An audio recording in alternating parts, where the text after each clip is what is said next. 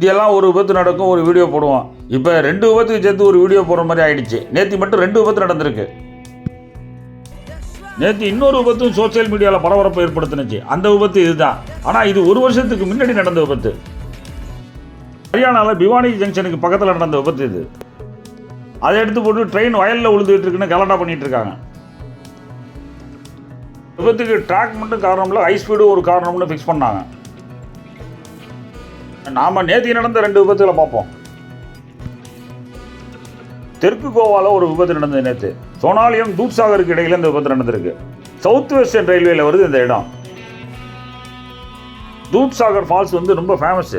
அதை பற்றி நம்ம ஒரு வீடியோ ஏற்கனவே போட்டிருக்கோம். அந்த இடத்துல தான் இப்போ இந்த விபத்து நடந்திருக்கு. காட் செக்ஷனு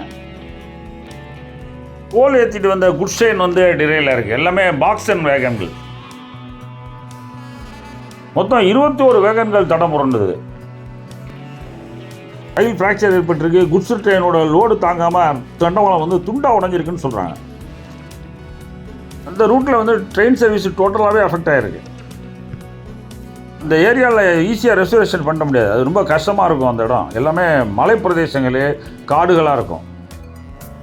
சோனாலியம் தூத்சாகர்லாம் பேருக்கு உள்ள ஸ்டேஷன்கள், பெரிய உள்கட்டமைப்புகள் எதுவும் கிடையாதுங்க. இந்தியாவிலே ட்ராக்கில் நீர்வீழ்ச்சிகள் கொட்டுற ஒரே இடம் இந்த ரூட்டு தான். இன்னொரு விபத்து குபேத்பூரில் நடந்தது. அதுவும் நேற்று தான் நடந்தது. வெஸ்ட் பெங்காலில் இருக்குது இந்த இடம். நார்த் ஈஸ்ட் ஃப்ரான்டியர் ரயில்வேக்கு உட்பட்ட பகுதி இது. இந்த படத்தை பாருங்கள். குபேத்பூர் ஸ்டேஷனில் ஒரு கர்வு தெரியும். மேலேருந்து பார்த்தா விசிபிளாக தெரியும் உங்களுக்கு. அந்த கர்வில் தான் அந்த விபத்து நடந்திருக்கு. பெட்ரோலியம் டேங்க் வேகன் குட்ஸு, பிடிபிஎன் குட்ஸு 64 பெட்டிகளோடு வந்திருக்குன்னு சொல்கிறாங்க. அதில் கிட்டத்தட்ட 24 பெட்டிகளுக்கு மேலே டிரைல் ஆகிடுச்சான். கப்பலையும் வேற உடஞ்சிச்சு. கடைசி 2 பெட்டிகள் தனியாக நிற்கிது போய். விபத்துனால குபேத்பூர் ஹதிகார் செக்ஷனில் வந்து டிராஃபிக்ஸ் பாதிக்கப்பட்டது.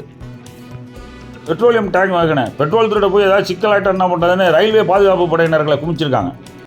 ரயில் விபத்துகள் ஒரு புறம், ரயில் விபத்துகளை வச்சு கலாட்டாக்கள் ஒரு புறம். ஒரு காலத்தில் ரயில்கள் காலதாமதமாக வருவது ஒரு கேளிக்கை விஷயமாக இருந்தது.